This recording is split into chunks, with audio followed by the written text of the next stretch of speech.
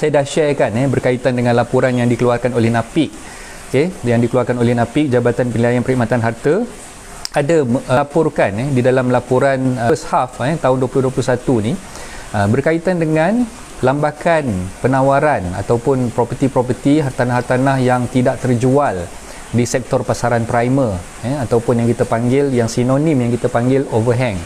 Jadi tuan-tuan dan puan, kalau tengok pada laporan NAPIK tersebut, dalam banyak-banyak negeri itu 3 negeri yang di-highlightkan lah, which is yang pertama sekali di Johor. Yang di Johor tu memang terlalu banyak lambakan hartanah yang tidak terjual, yang mana pemaju-pemaju yang dah siapkan projek perumahan mereka, yang semua dah completed, projek-projek overhang ni yang dah completed tapi masih lagi belum terjual.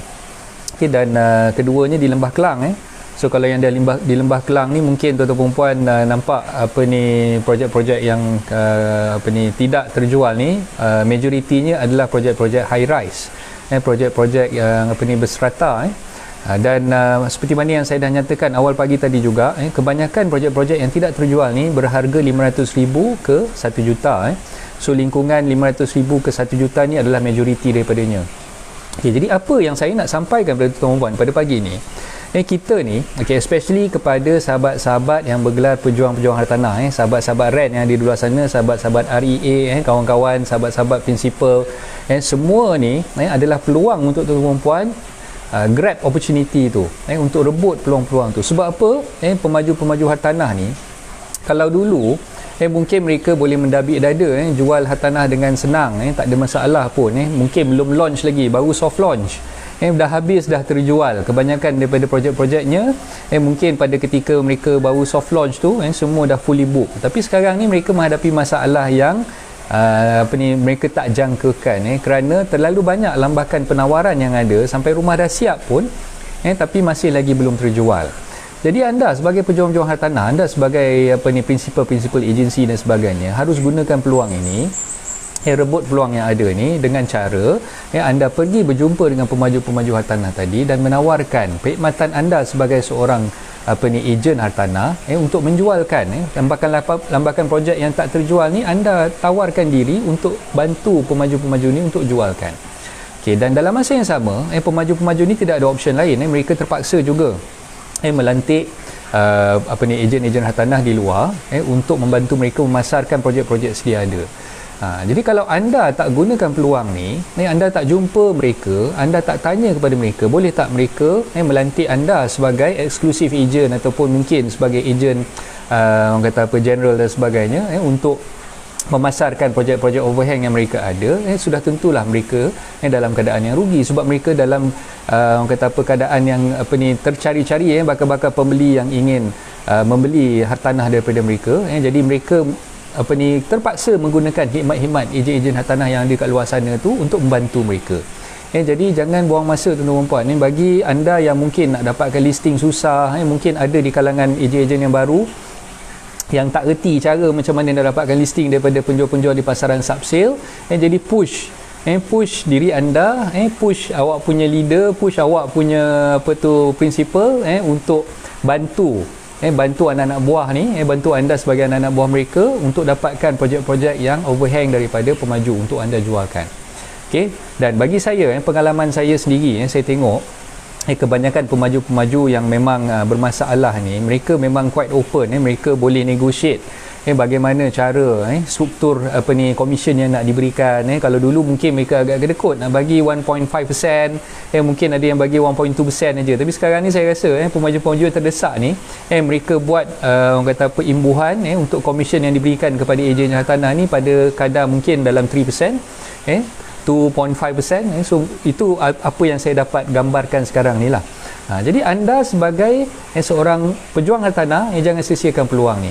Pagi tadi posting tu mungkin saya relatekan kepada bakal-bakal pembeli, tapi pagi ni dalam segmen Cubitan Pagi saya nak jentik minda anda sebagai seorang pejuang hartanah, sebagai seorang perunding hartanah, sebagai seorang prinsipal di mana-mana agensi hartanah sekalipun, inilah masanya untuk anda bargain dengan pemaju-pemaju tu untuk mendapatkan komisen ataupun imbuhan lebih baik berbanding dengan sebelum-sebelumnya, sebab mereka dah terkesan dah.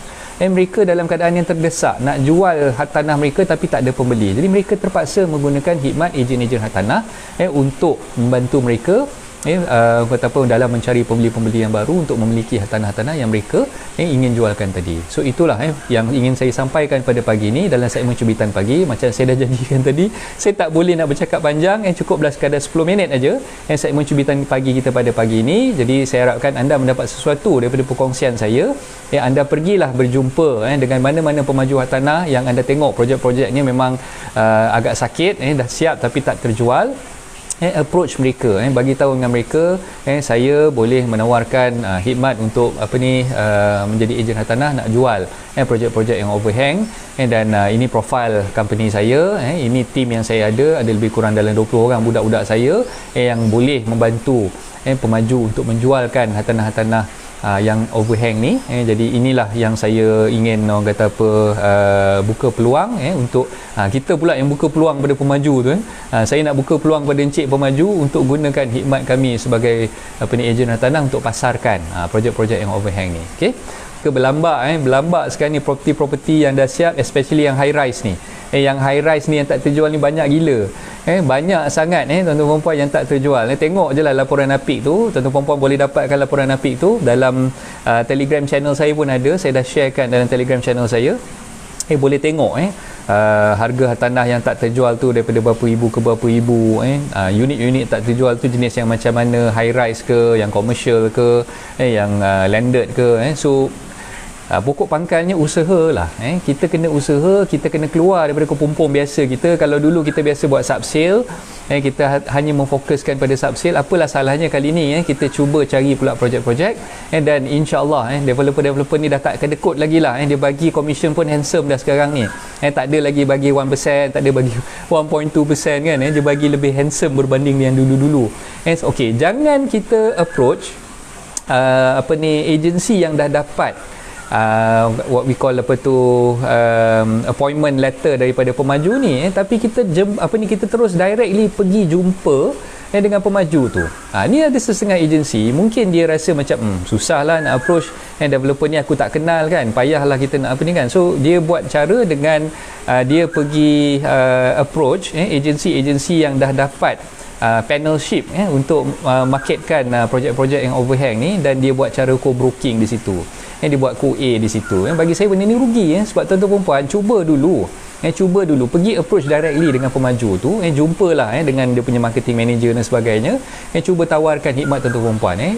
InsyaAllah kalau misal kata kita cuba sedaya upaya untuk orang kata jumpa dengan pemaju tu secara directly, silap hari bulan dia dapat melantik kita secara directly dan tanpa perlu melalui ejen yang dah dilantik, tanpa perlu kita buat co-broking dengan mereka, tanpa perlu kita buat co-A dengan mereka. Jadi itu yang saya syorkan pada tuan-tuan. Nama Telegram apa tuan? Okey, boleh search dekat Telegram Coach Isaac, COACHAIZAC, Coach Isaac. So itu channel Telegram saya. So boleh join Telegram channel saya untuk dapatkan laporan daripada Napik yang saya sharekan pada awal pagi tadilah. So itu saja. Assalamualaikum warahmatullahi taala wabarakatuh. Bye bye.